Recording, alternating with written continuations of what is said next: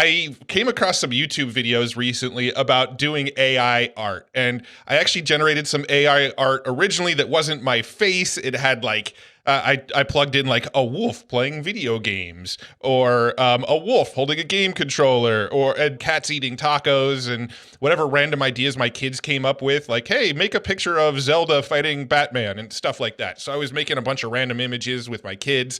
And then I came across a YouTube video that was like, hey, did you know you can actually do that and put your own face into the AI image? And it took me down this rabbit hole. I learned about a tool called Stable Diffusion, a tool called Face Hugger, a tool called Google Dream Cloud or something like that, where you can actually use Google's processing power. So I can actually use computers on Google's server that uses their GPU power. So I can do it on an old crappy computer with internet access, tap into one of their good computers and use their graphics processing unit to actually generate the AI images. Now, there is a process to it. It took me about a good hour to train the AI on what my face looks like. You have to upload roughly 25 images, and then it spends an hour scanning all the images and figuring out what you look like.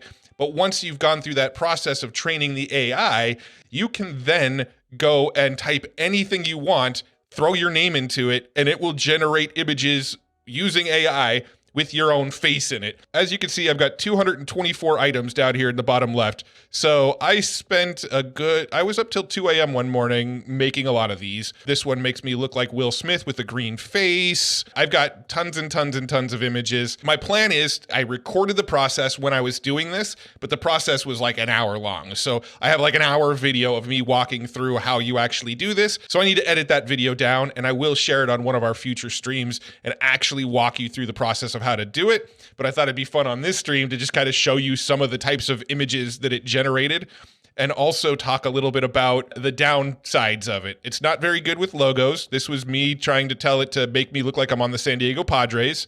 That's what it thinks the Padres logo looks like. Close enough.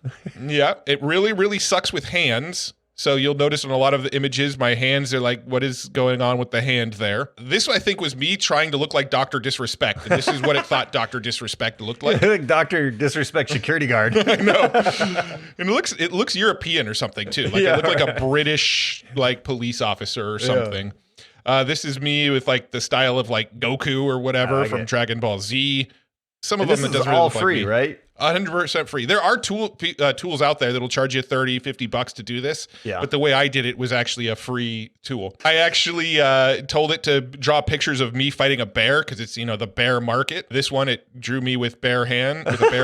So now I can use something where I said, I did it with my bare hands, and I can show this picture where I got a bare hand. This one, it gave me a bear as part of my arm. That's just too far. This one is a 3-headed bear. I've seen too much. Here, let me just pull up some of the good ones. So good. These are the ones of me trying to look like Rick and Morty. This one, I think I said, give me a robot body.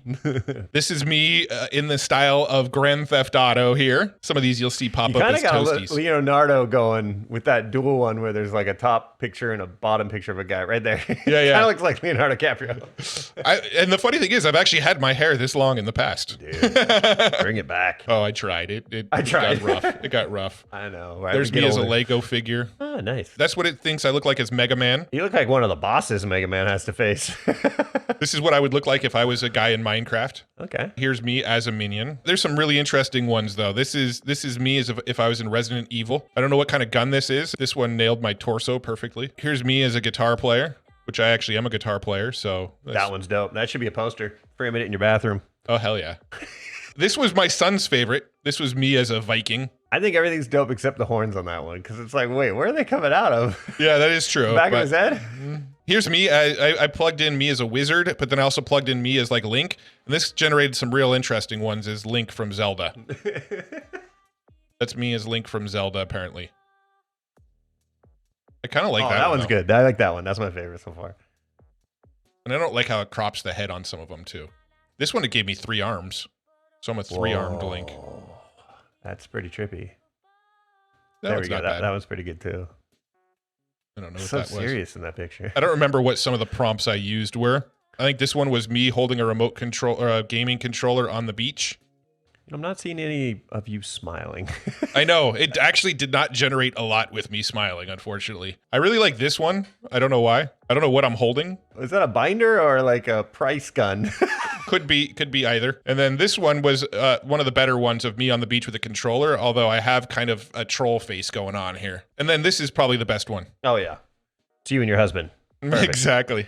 It's called Dream Booth Stable Diffusion. It's this long, crazy URL that, you know, if you want to pause the recording of this stream and grab it, I guess you can. But you use this tool called, this is Google Dream Booth. This is the tool that allows you to use Google's processing power to process the images. And if you come over here on the left, there is a little table of contents that tries to walk you through step by step. But there are some settings that you need to tweak, and that's where my tutorial will come into play. But if you want to go to this this URL that you see up here on the screen, feel free to go to that URL and try to figure it out. There are some other YouTube videos that break it down. The one that I watched was actually outdated. So some of the stuff it told me to do wasn't actually working and it looked different. So I struggled a little bit, but eventually figured it out. But this is where you would do it. Again, it's like an hour-long process. I made a recording of it. I'm going to try to make that recording squeeze down to like a 5-6 minute recording that walks you through. And we will air that on the stream in the future. So that's the best step. You can go look up Dream Booth Stable Diffusion on YouTube, and there are other tutorials that exist already on it as well. Dude, I can't wait to dive deeper into that. And I can't wait until our thumbnails of both of us dressed up as Nintendo characters. Dude, I love it. I can't wait to get those thumbnails to that level.